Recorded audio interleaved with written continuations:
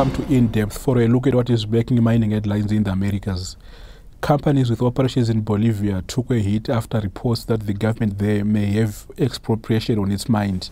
Mining Week's Deputy Editor for North America, Lizzo, who is based in Toronto, Canada, joins me to discuss this issue. Welcome to the show, Lizzo. Hi, Martin. Which companies have been affected by this latest development? Well, there are a couple of companies. At the moment, we don't know if any companies have really will be or have been affected by these reports coming out of Bolivia.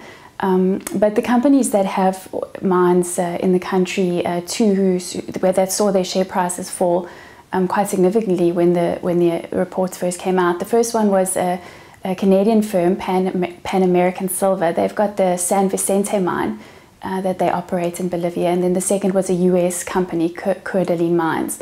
Both of them, when these reports came out, their shares fell around 10% in one day. So it was quite a hefty decline. Obviously, investors are concerned about reports of nationalization, expropriation coming out of Bolivia, and so, as you said, I think the market is a little edgy over things like this. And what has the government actually said?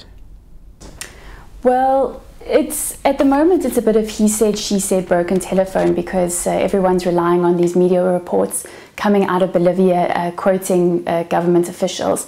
The initial story was that what we heard was that the government is looking at rescinding mining contracts. The two key things here that were reported was that, first of all, it would be focused on companies and operations that had originally been state-owned and had then been privatized and sold off either to these companies or to predecessors. And the second thing was that the government would do what they said, they would recover the operations only if the unions, the local unions at these mines, requested it of the government. So besides Pan American and Coeur d'Alene, the other company that would potentially be affected, and probably more so, is actually a Glencore, the metals trading company that's coming up to an initial public offering that we've all heard about. And Glencore, actually, they bought several mines in Bolivia as well as a smelter several years back. They bought it from, it had been privatized, they bought it from a former president of Bolivia. And the current president, Evo Morales, actually nationalized, he took back the smelter from Glencore in 2007. And so definitely that company has been one that in these reports where names are thrown around of firms or operations that could be recovered. Glencore is another one that's mentioned. How has the market reacted to these reports? Well, as I said, initially the shares in both Pan American and Coeur, they did fall pretty sharply. They have recovered. They've been a bit up and down in the days since. Interestingly enough, just in the last day or so, there've actually been reports out of Bolivia. The general expectation was that on May Day, on the 1st of May, the president could potentially come out and announce some sort of nationalization of the sector or of these operations that had originally been government owned.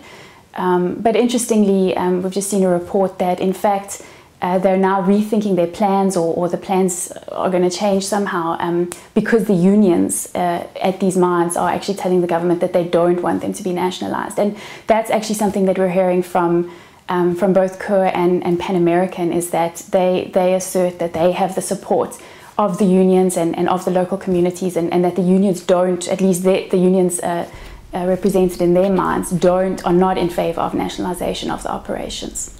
Thank you so much for your time, Lizzo. That's the show for today. Join us again next week for more news and insight on mining in the Americas. I'm Martin Joaquino for Crema Media in Johannesburg.